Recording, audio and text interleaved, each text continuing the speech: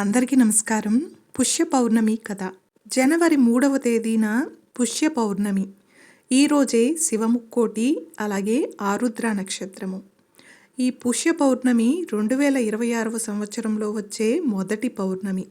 అలాగే ఈ పౌర్ణమి శివ ముక్కోటితో కలిసి వచ్చింది కాబట్టి ఇది ఎంతో శక్తివంతమైన రోజు. ఈ రోజు ఈ కథను విన్నా, చెప్పినా, చదివినా జన్మల పాపాలు నశించిపోతాయి. మరి ఆ పరమ పవిత్రమైన కథను ఇప్పుడు తెలుసుకుందాం.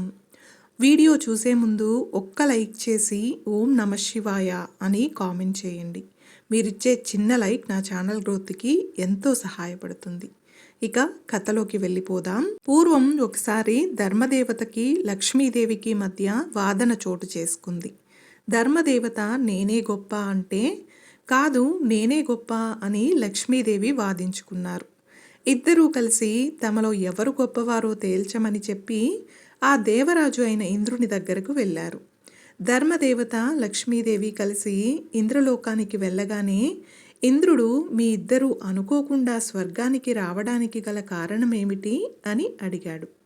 అప్పుడు లక్ష్మీదేవి చెప్తూ, ఈ ధర్మం కంటే నేనే గొప్ప అని చెప్పినా కూడా ఈ ధర్మదేవత అంగీకరించట్లేదు. నేను లేకపోతే ఎటువంటి వారికైనా జీవితమే లేదు. అందుకే నేనే గొప్ప అని, నేనే శ్రేష్టమని చెప్పినా కూడా ఈ ధర్మదేవత ఒప్పుకోవట్లేదు అని లక్ష్మీదేవి చెప్పింది. తర్వాత ధర్మదేవత కూడా మాట్లాడుతూ, ధర్మం లేని జీవితం ఔన్నత్యాన్ని పొందలేదు. లక్ష్మి లేకపోయినా సరే కానీ ధర్మం మాత్రం ఉండాలి. అందుకే నేను లక్ష్మీదేవి కంటే గొప్పదాన్ని అని ఇంద్రుడితో చెప్పింది.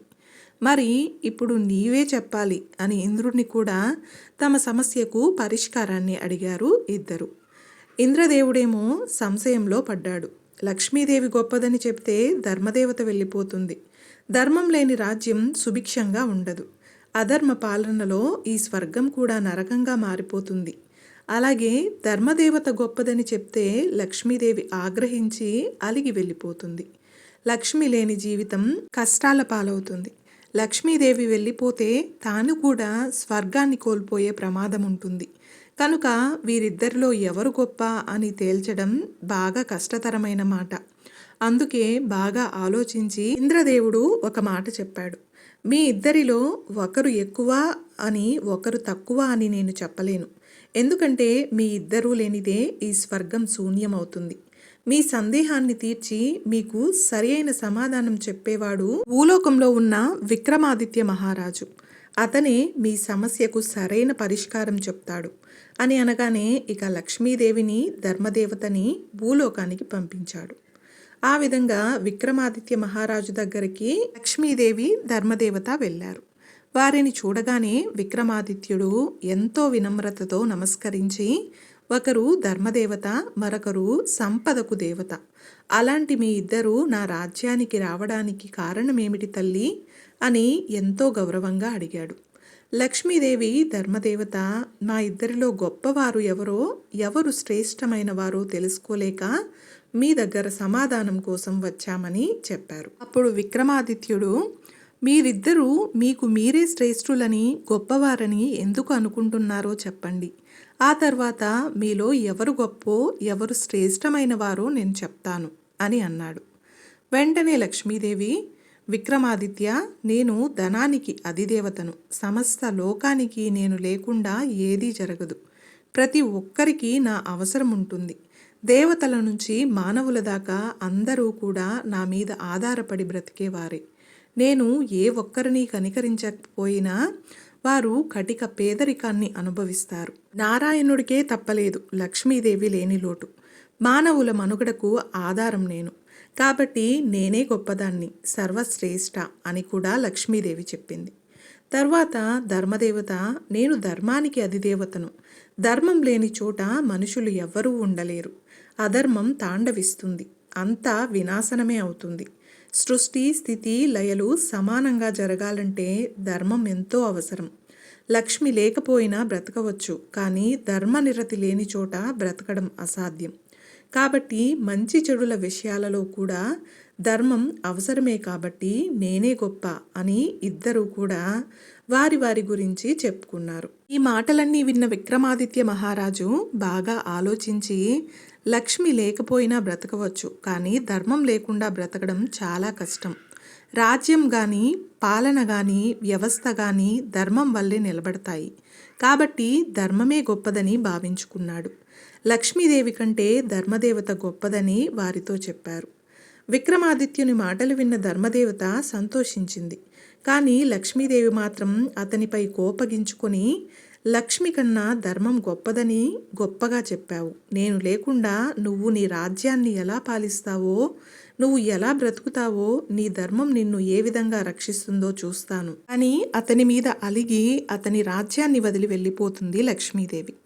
లక్ష్మీదేవి ఆగ్రహానికి గురైన విక్రమాదిత్య మహారాజు ధనాన్ని, సిరి సంపదలను పోగొట్టుకొని కటిక పేదవానిగా మారిపోయాడు. ధనాన్ని కోల్పోయి బీదవాడిగా మారిపోయిన విక్రమాదిత్యుడు ఆ రాజ్యంలో ఉండడం ఇష్టం లేక తన గుర్రాన్ని, ఖడ్గాన్ని తీసుకొని వెళ్ళిపోయాడు. అలా వెళ్తూ వెళ్తూ చెల్లెలి ఇంటికి వెళ్ళి అక్కడే కొన్ని రోజులు గడపాలనుకున్నాడు. కానీ అక్కడ అతనికి నిరాశ ఎదురైంది. ఆ తరువాత తన స్నేహితుడి దగ్గరికి వెళ్ళాడు, ఏదైనా ఆశ్రయం దొరుకుతుందేమోనని. కానీ అక్కడ కూడా ఎలాంటి ప్రయోజనం లేకపోయింది. ఇదంతా లక్ష్మీదేవి ప్రకోపం వల్లే జరుగుతుందని గ్రహించాడు. విక్రమాదిత్యుడు ఇక అలా వెళ్తూ వెళ్తూ ఉండగా ఒక రాజ్యంలో ఒక రాజకుమారికి స్వయంవరం ఏర్పాటు చేశారు. అలా అందరూ కూడా ఆ స్వయంవరానికి వచ్చారు. అతిరథ మహారాజులంతా వివిధ రాజ్యాల నుంచి వచ్చారు. రాజకుమారి వరమాలను తీసుకొచ్చి సభలో ఉన్న వారితో పాటు ఎక్కడో ఒక మూలన కూర్చున్న వ్యక్తిని చూసింది. అతన్ని చూడగానే అతనిలో ఏదో తెలియని ఒక దివ్యశక్తి ఆమెకు కనిపించింది. ఆ రాజకుమారికి దైవానుగ్రహం, దైవబలం పరిపూర్ణంగా ఉండడం వల్ల అతన్ని విక్రమాదిత్యుడిగా గుర్తించి వరమాల అతని మెడలో వేసింది. అది చూసిన మహారాజుతో పాటు స్వయంవరానికి వచ్చిన వారంతా రాజకుమారికి పిచ్చి పట్టిందా ఏంటి, ఎంతోమంది అతిరథ మహారాజుల్ని కాదని ఈ సామాన్యుణ్ణి వరించింది అని అనుకున్నారు. ఆ విధంగా విదర్భ రాజకుమారి విక్రమాదిత్యను వివాహం చేసుకొని అతనితో కలిసి వారింటికి వెళ్ళిపోయింది. ఈ విధంగా అతని జీవితం కూడా సాగుతూనే ఉంది. ఎన్నో కష్టాలను అనుభవిస్తూ ఇంకా అక్కడే తన భర్తతో కలిసి సంతోషంగా జీవించడానికి సిద్ధపడుతుంది. ఇక అప్పటి నుంచి ఎన్నో నిందలు, అవమానాలు అన్నీ కూడా భరిస్తూ తన భర్తతో కలిసి అలాగే ఉండిపోయింది.